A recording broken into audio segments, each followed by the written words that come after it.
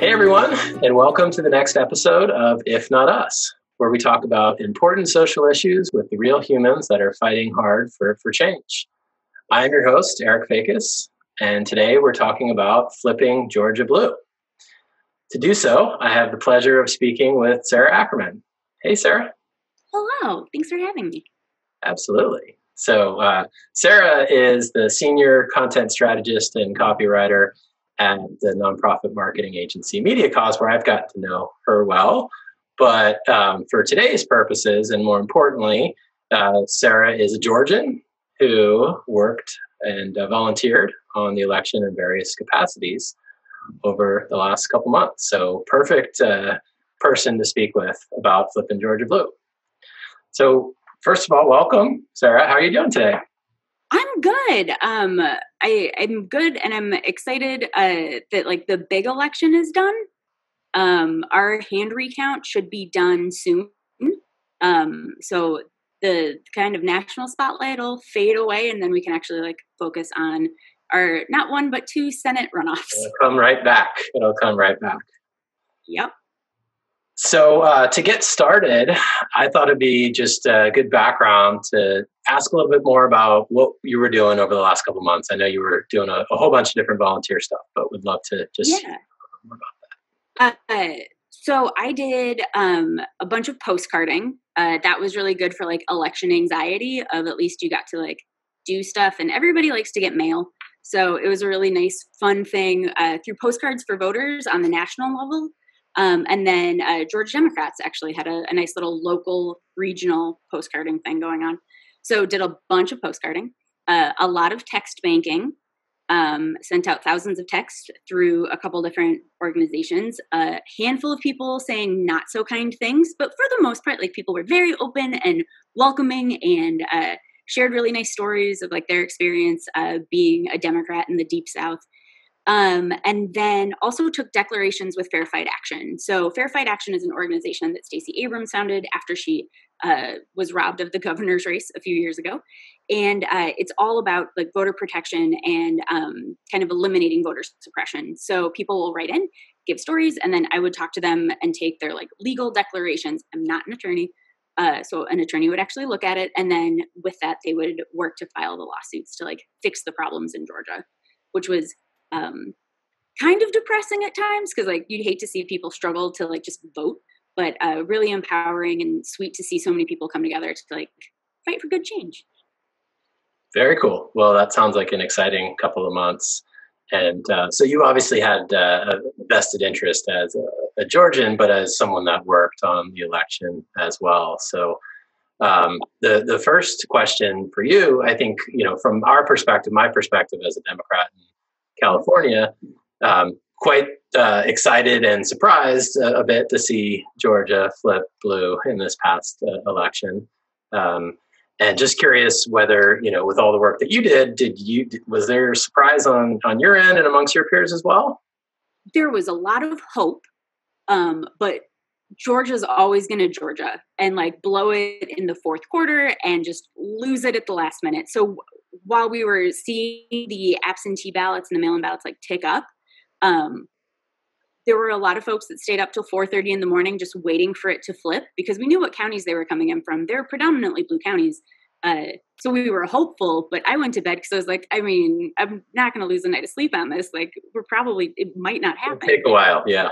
Yeah. And then it did. And when I woke up the next day, I think I cried multiple times of just like, I can't believe it. And then it goes to a recount. So hopefully today, like there'll be another, like, we did it. So it's been really nice getting to celebrate and then celebrate again. And then probably one more time. But yeah, we had hope. But I was still surprised.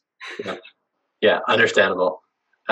So what do you think the biggest factors were for Biden's victory, if you had to pin it on a few things?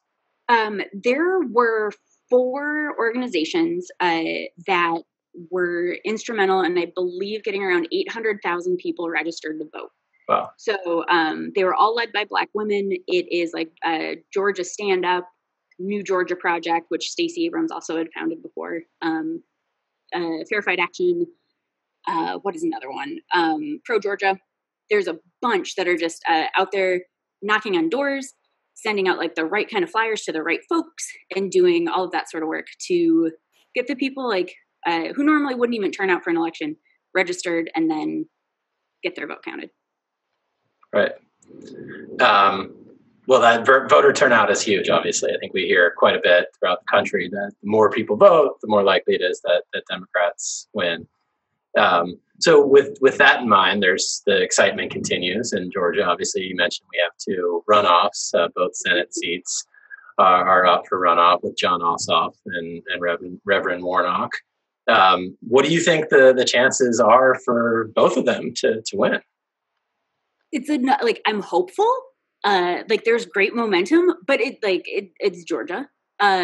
Warnock specifically had a very, I don't want to say he had an easy first round in November, but there were 20 candidates on his race. Wow. So in the primary? It wasn't, I guess technically it was the primary, but the vote in November, early November. So it was, he was the clear front runner for the Democrats. So it was just left to between Doug Collins and Kelly Loeffler to battle it out. Had anybody gotten above 51% of the vote, they would have won outright. So they were all battling, but they knew it was going to go to a runoff. So he kind of coasted through without a bunch of negative ads and any sort of bad press, and Loeffler and Collins fought it out. So he's prepared. He has a very adorable commercial out with like stepping on a crack and eating pizza with fork and knife and claiming Kelly Loeffler is going to say he hates puppies. And he's got the most perfect beagle in it. It's adorable. So that one we knew was probably going to head to a runoff, and we're hopeful. And like he preaches at MLK's church, like he's the perfect candidate for Georgia.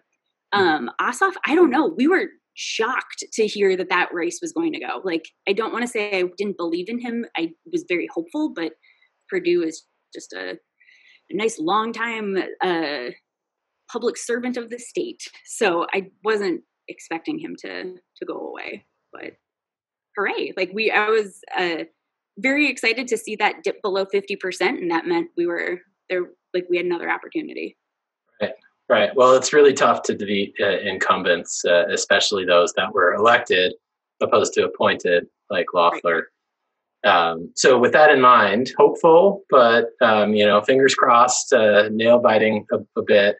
What are the things that Georgians can do to get involved if they're looking for another Democratic sweep in the runoff? What can people do over the next couple months? There are a lot of organizations that need volunteers. New Georgia Project is actually hiring full-time employees right now to help get the vote out. But there's all the traditional opportunities of postcarding, of phone calls, of text banking. Obviously, with COVID, door knocking's a little touch and go.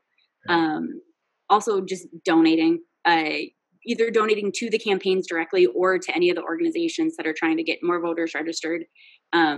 There was actually, within the last few years, the laws have changed where you can register to vote.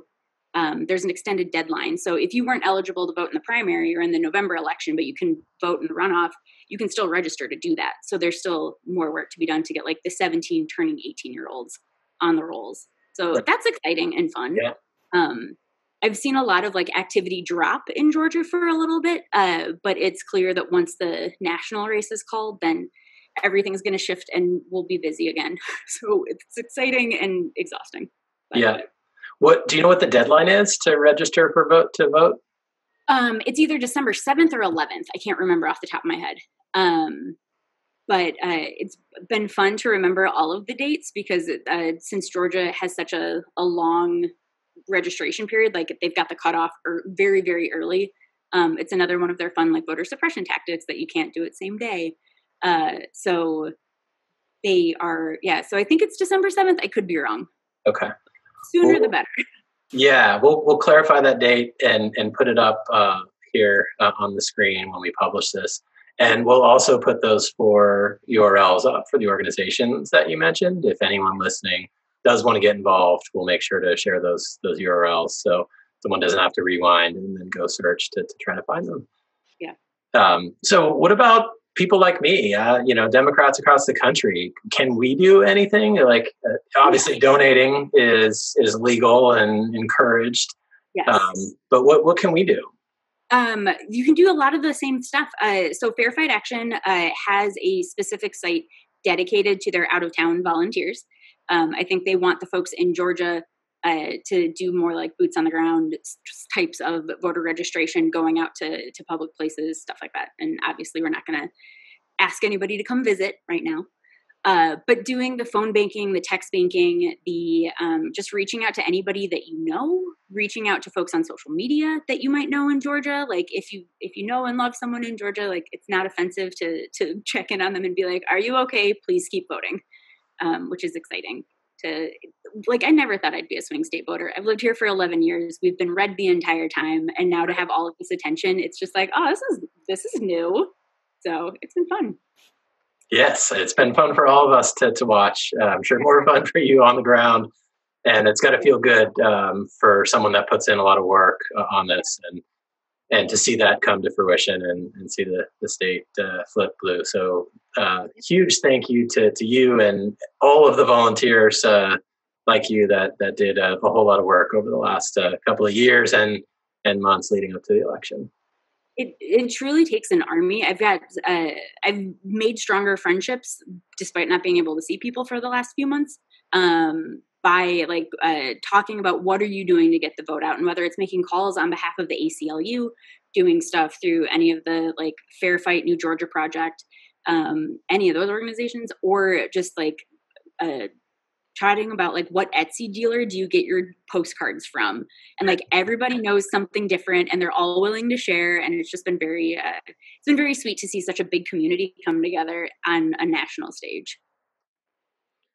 Very cool. Well, thanks for the time today, Sarah. We're out of time. Really, really helpful to hear from the front lines, the insights, and the recommendations and tips for people inside of Georgia and outside of Georgia that want to get involved. So thank you for sharing.